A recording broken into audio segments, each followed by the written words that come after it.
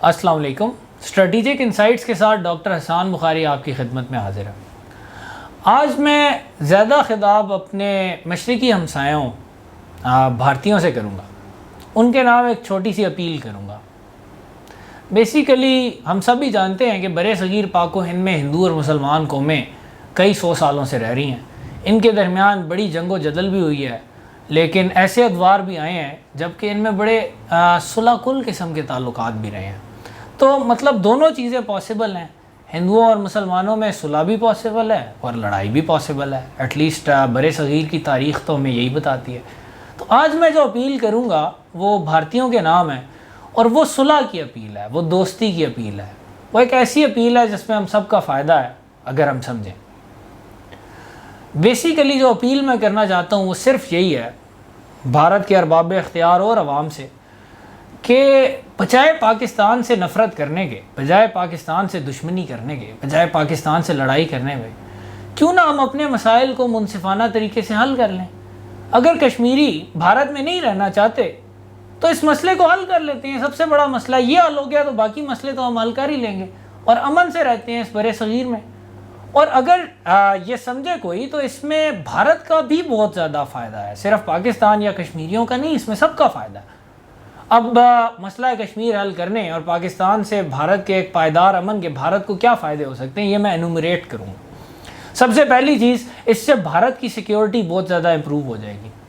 بھارت کے اپنے ایک اسٹریٹجک اینالسٹ پروین سانے نے اپنی کتاب میں لکھا ہے کہ بھارت 2 فرنٹ وار تو نہیں لڑ سکتا، یہ تو ان کے لیے سوئسائڈل ہے، خودکشی ہے اگر وہ چین اور پاکستان سے اکٹھے لڑے. لیکن اس وقت بھارتی ملٹری کہتی ہے کہ ہمیں سخت سیکیورٹی خطرات لاحق ہیں کہ چین اور پاکستان مل کر ہمارے خلاف کارروائیاں کریں. تو آپ پاکستان سے دوستی کریں اور آپ کی سیکیورٹی کا مسئلہ ختم. پاکستان اور بھارت مل کر اس برِ صغیر کو ہر قسم کے سیکیورٹی دینے کی مکمل اہلیت رکھتے ہیں. بس شرط یہ ہے کہ ان کی آپس میں صلح ہو جائے. دوسرا فائدہ بتاتے ہیں، ٹریڈ اور کامرس. ہم نے دیکھا کہ ساؤتھ ایسٹ ایشیا کے خطے نے اکنامک کولیبوریشن سے کیسا اکنامک میریکل جنریٹ کیا، اور اب وہ دنیا کا سب سے زیادہ تیزی سے ترقی کرتا ہوا خطہ ہے. جب تک یورپ میں آپس میں لڑائیاں تھیں اس وقت یورپ کی گروتھ دیکھیں، اور ورلڈ وار 2 کے بعد ویسٹرن یورپ کی گروتھ دیکھیں، جب فرانس اور جرمنی جو کہ پاکستان اور انڈیا کی طرح بڑا عرصہ آپس میں دشمن رہے، جب انہوں نے آپس میں پائیدار امن قائم کیا تو کیسے جلدی ترقی ہوئی. اور ہمارے قائد اعظم، ہمارے بابائے قوم نے تو یہ بات شروع سے کہی تھی.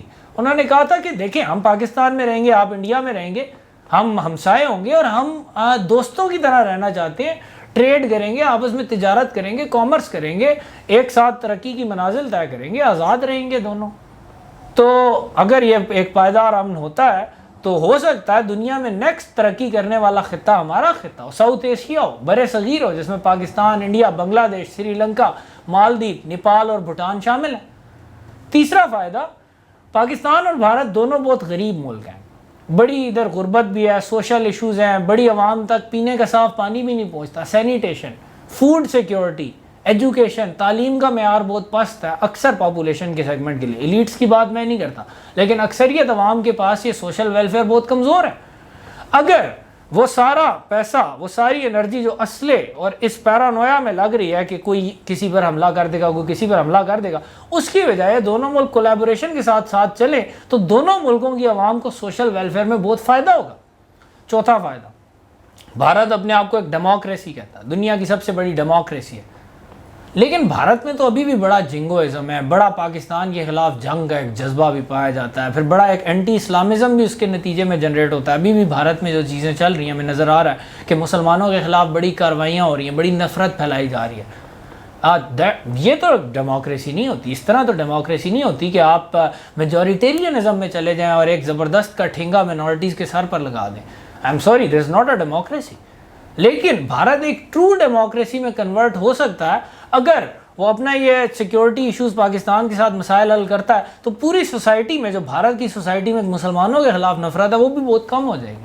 اور اس کے بعد بھارت اور پاکستان دونوں اپنے ایک لبرل ڈیموکریٹک راستے پر چل سکتے ہیں، پاکستان اپنے اسلامی راستے پر چلے گا، اس طریقے سے اپنی ڈیموکریسی کو ڈسکور کرے گا، بھارت اپنے سیکولر یا ہندو راستے پر چل کر ڈیموکریسی کو ڈسکور کر سکتا ہے۔ لیکن دونوں ملکوں میں کوئی نفرت نہیں ہوگی ایک دوسرے کے خلاف، عوام میں کوئی نفرت نہیں ہوگی ایک دوسرے کے خلاف، اور یہ مسئلہ بھارت میں بہت زیادہ ہے کیونکہ بھارت میں ہندوؤں کی تعداد 78% کے قریب ہے، جبکہ 22% نان ہندو ہیں۔ پاکستان میں تو آلموسٹ 98% مسلمان ہیں، لیکن بھارت میں منورٹیز کا بہت بڑا پرابلم بھی ہے، اور پاکستان کی نسبت بھارت میں بہت زیادہ وائلنس بھی دیکھا گیا ہے منورٹیز، خاص طور پر مسلمانوں اور عیسائیوں کے خلاف۔ تو اگر بھارت ایک ٹرو ڈیموکریسی بننا چاہتا ہے تو اس کے لیے بھی پاکستان کے ساتھ صلح اس کے بہت فائدے میں جاتی ہے۔ پانچواں فائدہ، دنیا اس وقت تھیوسیڈائڈس ٹریپ میں جا رہی ہے، چین اور امریکہ کی کشاکشی زور پکڑ رہی ہے، چین اور امریکہ میں کولڈ وار ہو سکتی ہے، ایون عالمی جنگ بھی ہو سکتی ہے، اور اس میں پھر برِ صغیر بھی گھسیٹا جائے گا، کوئی چین کا الائے ہو جائے گا، کوئی بھارت کا الائے ہو جائے گا، جو بھارت ہے وہ کوآڈ وغیرہ میں جا رہا ہے، ایک ملٹری الائنسز میں جا رہا ہے، پاکستان کی چین کے ساتھ بہت اچھے تعلقات ہیں، لیکن اگر یہ دونوں ملک آپس میں صلح کر دیں تو ہم دونوں مل کر تمام بڑی طاقتوں کو اس خطے سے آؤٹ کر سکتے ہیں۔ ہم کہیں گے کہ نہیں، ہم صرف اپنے فائدے میں ریلیشن رکھیں گے، ہمیں ایک دوسرے سے کوئی مسئلہ نہیں ہے، کوئی اور ہماری سیکیورٹی کو انڈینجر باہر سے نہ کرے، آپ نے اپنی لڑائیاں لڑنی ہے تو ہمارے سے پرے لڑے، ہم ان کو آؤٹ کر سکتے ہیں اس خطے سے، گلوبل پاور گیم سے اپنے اس خطے کو بچا سکتے ہیں۔ چھٹی چیز، ہندوؤں کا تو واحد بڑا ملک بھارت ہے، اور ہندوؤں کی 97% 98% آبادی بھارت میں رہتی ہے، لیکن پاکستان اسلامی دنیا کا واحد ملک نہیں ہے، اور پوری دنیا میں پاکستان کے علاوہ بھی 56 اسلامی ممالک ہیں، لیکن بھارت کے اندر جو ایک اسلام سے نفرت ہے، جو کہ اس کی ایک بہت بڑی وجہ پاکستان دشمنی ہے اور ایک پاکستان سے نفرت ہے، اس وجہ سے بھارت اسلامی دنیا سے ہمیشہ کچھ کٹا ہی رہا ہے۔ اگر یہ مسئلہ حل ہو جاتا ہے تو بھارت ایک اسلامی دنیا کے ساتھ بڑا کلوزلی لنک ہو سکتا ہے through Pakistan, through the Indian Muslims, اور اس طریقے سے بھارت کو بھی ایک بڑا اچھا پلیٹ فارم ملے گا پوری دنیا میں امن و آشتی پھیلانے کا اسلامی دنیا کے ساتھ، اور یہ پوری دنیا میں ایک بڑی اچھی تھرڈ فورس بنے گی مسلمانوں کی اور بھارت کی مل کر، کہ وہ پوری دنیا میں امن کو فروغ دیں۔ ساتویں چیز، انڈیا میں سوشل ہارمنی بہت بڑھ جائے گی۔ انڈیا کے اپنے اندر جو ایک تصادم کی فضا نظر آتی، جو ایک تناؤ نظر آتا ہے، ایون ذاتوں کے درمیان، مذاہب کے درمیان، اگر آپ پاکستان سے صلح کرتے ہیں وہ جنگوازم اس کی کوئی جگہ رہے گی نہیں، پاکستان کے نام پر الیکشن کے موقع پر نفرت پھیلانے کا بھی کوئی وجہ نہ رہے گی، تو وہ مسئلہ تو حل ہو جائے گا۔ تو پھر انڈیا کے اندر ایک سوشل ہارمنی کی فضا، ایک جسے کہتے ہیں صلح کل کی فضا قائم ہو جائے گی، سب لوگ ایک دوسرے کے ساتھ اچھے طریقے سے رہیں گے، ایک سیکولر انڈیا ترقی کرے گا، دنیا کے لیے ایک بڑا روشن مینار بن سکتا ہے، اس میں پوٹینشیل ہے، اٹس اے ہیوج کنٹری، بہت بڑا ملک ہے۔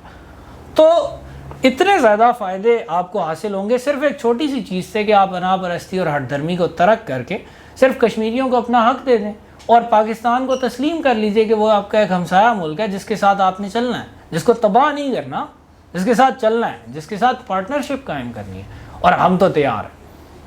اب اگین تصویر کا دوسرا رخ بھی ہوتا ہے، کچھ لوگ بھارت میں جو میں نے باتیں کی ان کی بہت مخالفت کرتے ہیں، تو ان آرگومنٹس کو بھی تھوڑا سا ڈسکس کر لیتے ہیں۔ پہلا آرگومنٹ تو یہ آتا ہے کہ جی اگر کشمیر کو مان لیا، کشمیر تو بھارت کا اٹوٹ انگ ہے، ہماری نیشنل سوورنٹی کمپرومائز ہو جائے گی، ہماری نیشنل ٹیریٹری ہمارے ہاتھ سے نکل جائے گی۔ بھائی آپ کے اپنے بڑے یہ مانتے تھے کہ کشمیر بھارت کا پارٹ نہیں، جواہر لال نہرو صاحب نے 27 اسٹیٹمنٹس دی ہیں، پھر آپ کوئی بھی انٹرنیشنل لا دیکھ لیں، کشمیر کبھی بھی پراپرلی انڈیا کا پارٹ تسلیم نہیں ہوا، اور دنیا بھی اس کو ڈسپیوٹڈ ٹیریٹری مانتی ہے۔ تو یہ پوائنٹ تو بالکل غلط ہے، کہ ایموشنل کرنے والی بات ہے، ایک جھوٹ ہے، لیکن اگر ہم سچائی کو دیکھیں تو کشمیر کبھی بھی بھارت کا حصہ رہا ہی نہیں، جیسے کہ پاکستان کشمیر کو اپنا حصہ کلیم نہیں کرتا، تو وہ بھارت کا حصہ بھی کبھی نہیں رہا، تو نیشنل سوورنٹی تو کمپرومائز ہوئی نہیں۔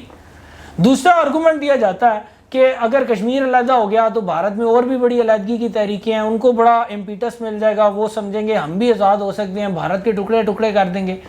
یہ پاسبل نہیں ہے۔ اگر ہم تھوڑا سا بھی ٹھنڈے دل سے جائزہ لیں تو بھارت کشمیر کو اگر ایک منصفانہ حل کی طرف لے کر جاتا ہے، پاکستان سے تعلقات اچھے کرتا ہے، بھارت میں کوئی فارن پاور تو میڈل کر نہیں سکے گی اس کے بعد، اور خطے میں سیکیورٹی بھی ہوگی، بھارت مزید پرامن ہو جائے گا، مزید ڈیموکریٹک ہو جائے گا، مزید تیزی سے ترقی کرے گا، اکانومی تیزی سے ترقی کرے گی، جبکہ ڈیفنس اخراجات منیمائز ہو جائیں گے۔ تو اس صورت میں تو جو سیپریٹسٹ موومنٹ ہے، جو علیحدگی پسند تحریک ہے، وہ تو چلتی محرومیوں پر ہے، تو جب محرومیوں کا خاتمہ ہوگا تو وہ بھارت سے علیحدگی کیوں چاہیں گے؟ اس کے بعد تو بلکہ سیپریٹسٹ موومنٹس کا زور اور کم ہوگا، اور لوگ بھارت کے اندر رہنا زیادہ پسند کریں گے بجائے بھارتی اسٹیٹ سے لڑنے کے۔ تیسری چیز کہ بھارت میں آج کل ہندوتوا کا بڑا زور ہے، الیکشن بھی وہی جیتتے ہیں، مودی جی وزیر اعظم ہے، تو ہندوتوا بڑی کمزور ہو جائے گی اگر پاکستان، بیسیکلی ہندوتوا کا سارا چورن تو پاکستان اور اسلام سے نفرت پر ہی بکتا ہے۔ لیکن کیا ہندوتوا کا کمزور ہونا بھارت کا کمزور ہونا ہے؟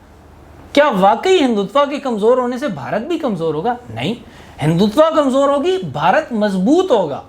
ہندوتوا تو ایک ایسی جنگوسٹک اور ایک ایسی کنفرنٹریشنل آئیڈیالوجی ہے، ایک ایسی نفرت پھیلانے والی سوچ ہے کہ اس سے تو بھارت کے اپنے اندر بہت سارے ٹکڑے ٹکڑے اور تقسیموں کی راہ نکل سکتی ہے۔ ہندو مسلم سے لڑے گا، 20% ادھر جو ہے وہ منارٹیز ہیں، نارتھ اور ساؤتھ کا آپس میں کشاکشی ہوگی، ساؤتھ میں ہندوتوا اتنی اسٹرانگ نہیں ہے جتنی بھارت کے نارتھ میں ہے، یا بھارت کے ایسٹ میں بھی ہندوتوا کمزور ہے، تو یہ ایک اور ڈیوائڈ آئے گی، اور اس سے ورسٹ کیس سینیریو میں تو انڈیا فریگمنٹ کر سکتا ہے، یا جو بیسٹ کیس سینیریو ہے ہندوتوا کا وہ یہ ہے کہ انڈیا ایک فل فلیج نازی جرمنی کی طرح فاشسٹ اسٹیٹ بن جائے۔ کیا یہی بننا چاہتے ہیں آپ؟ میرے حساب میں تو بھارت بہتر ہے کہ یہ نہ بنے، بلکہ ایک جو ان کے فاؤنڈنگ فادرز کا ویژن تھا ایک لحاظ سے کہ لبرل ڈیموکریٹک طریقے سے اپنی عوام کی فلاح و بہبود کے لیے کام کرنے والی اسٹیٹ بنے اور دنیا میں امن کو بڑھانے والی اسٹیٹ بنے، اور اس سلسلے میں پاکستان کو وہ اپنا پارٹنر پائیں گے۔ پھر ایک اور آرگومنٹ بھی آ جاتا ہے، لیٹس بی ریئل یار، جب پاکستان اور بھارت بنے تھے، لیٹس فیس اٹ کہ پاکستان اور بھارت میں فاصلہ کم تھا، اب زیادہ ہو گیا، بھارت زیادہ طاقتور ہو گیا، پاکستان کمزور دکھائی دیتا ہے۔ تو کوئی بندہ یہ کہہ سکتا ہے کہ جی ہم ایک کمزور ملک کو کیوں اتنی لفٹ کرائیں، ہم کیوں ان کے دوستی کا ہاتھ بڑھائیں، وہ ہمارے دشمن ہیں، دشمن کو کچل دینا بہتر ہوتا ہے، اب تو وہ کمزور بھی ہو گئے ہیں، اب دوستی کی کیا ضرورت ہے؟ ٹھیک، پاکستان کمزور ہو رہا ہے، لیکن پھر خطے میں چین ایک رائزنگ پاور ہے جس کے ساتھ پاکستان کے بڑے اچھے تعلقات ہیں۔ پھر پاکستان کمزور ضرور ہو رہا ہے، لیکن اتنا کمزور بھی نہیں کہ ترن والا بن جائے۔ آفٹر آل پاکستان ایک نیوکلیئر اسٹیٹ ہے، اور یوکرین اور روس میں ہم نے دیکھا، روس اور یوکرین میں جتنا فرق ہے اتنا اس کا پاسنگ فرق بھی پاکستان اور انڈیا میں نہیں ہے، لیکن روس نے ایک گھمنڈ میں یوکرین پر حملہ کیا، اور اب دیکھیں کیسے ناکو چنے چبوا رہا ہے یوکرین ان کو۔ تو اگر آپ اس قسم کی سوچ میں جائیں گے کہ پاکستان کو تباہ کر دو، کمزور ہو گیا، تو جیسے فروری 2019 میں ایک سرپرائز چھوٹا سا آپ کو ملا تھا، آپ کو بڑا سرپرائز بھی مل سکتا ہے۔ آفٹر آل آپ کی سب سے بڑی فتح کیا تھی؟ 1971 میں آپ نے پاکستان کے 2 ٹکڑے کر دیے، اس کا نتیجہ کیا نکلا کہ پاکستان نیوکلیئر پاور بن گیا۔ پاکستان نے کہا ہمیں بھارت سے خطرہ ہے، اب ہم گھاس کھا کر بھی ایٹم بم بنائیں گے، اور اب پاکستان نیوکلیئر پاور بن گیا، اور اب برِ صغیر میں نیوکلیئر جنگ کا خطرہ ہے کہ اگر پاکستان تباہ ہوتا ہے تو کل دلی اور بامبے بھی ایٹمی ہتھیاروں کے ذریعے تباہ و برباد کیے جا سکتے ہیں۔ تو جو جنگ ہے نا وہ ہمیشہ بڑی انسرٹن چیز ہوتی ہے، وہ کبھی بھی کنفرم نہیں ہوتی کہ کون جیتے گا۔ تو میرے حساب میں تو بہتر یہ ہے کہ جنگ سے دور ہی راج ہے، سب کا نقصان ہی ہوتا ہے، اور اگین جنگ میں پھر کوئی بھی سرپرائز ہو سکتا ہے۔ جیسے کہ ایک تاریخ کی ایپیسوڈ اینڈ پہ بس مینشن کروں گا کہ 1945-46 میں ویتنام کے لیڈر ہوچی مین فرانس گئے تھے، فرانس کلونیل پاور تھا، اس کا ویتنام پر تسلط تھا۔ ہوچی مین نے درخواست کی بڑی محبت سے، بڑے پیار سے، کہ آپ ہمیں آزاد کر دیں، یہ آپ کا اب کلونیلزم اب نہیں چل سکتا، آپ ہمارے ساتھ چلیں، ہم آپ دوستی کے ساتھ رہیں گے، ویتنام کو آزاد کیجیے۔ فرانسیسیوں نے ہتک آمیز لہجے میں اس کی پیشکش کو ٹھکرا دیا اپنے گھمنڈ میں، یہ چھوٹا سا پینی ناک والا آدمی ہمارا کیا بگاڑ لے گا، یہ چھوٹے چھوٹے ویتنامی ہمارا کیا بگاڑ لیں گے۔ ہوچی مین نے پھر اس وقت کہا کہ آپ اپنے گھمنڈ میں تو ضرور ہیں، لیکن آپ سرپرائز ہو سکتے ہیں، اور آپ کو ہم سرپرائز کریں گے۔ اور 9 سال بعد پھر فرانس کی فوج نے ہوچی مین کے آگے دائیں بائیں فو میں ہتھیار ڈالے۔ تو اگین اگر آپ اس سوچ میں جائیں گے تو پھر آپ بھی سرپرائز ہو سکتے ہیں۔ امن کا راستہ دونوں کے فائدے کا راستہ ہے، جنگ کے راستے میں کچھ نہیں پتا کیا ہوگا، ہو سکتا ہے دونوں ہی تباہ ہو جائیں، ہو سکتا ہے صرف آپ تباہ ہو جائیں۔ آخر ترائن کی لڑائی بھولی تو نہیں کسی کو، آپ لوگ جتنی مرضی فلمیں بنا لیں، ہسٹری از ہسٹری۔ تو کوئی بھی یہ جنگ ایٹ لیسٹ ہم نہیں چاہتے، ہم چاہتے ہیں کہ آپ بھی اس سے پیچھے ہٹ جائیں، برِ صغیر کو عالمی جنگوں سے بھی دور رکھیں، تصادم سے بھی دور رکھیں، پارٹنرز اور بھائیوں کی طرح آگے بڑھیں، ایک دوسرے کا فائدہ کریں۔ بس یہ ہماری ایک پیار بھری اپیل تھی بھارتیوں کے لیے۔ ہماری دعا ہے کہ آپ اس کا مثبت جواب دیں۔ ڈاکٹر حسان بخاری کو اجازت دیجیے، اللہ حافظ۔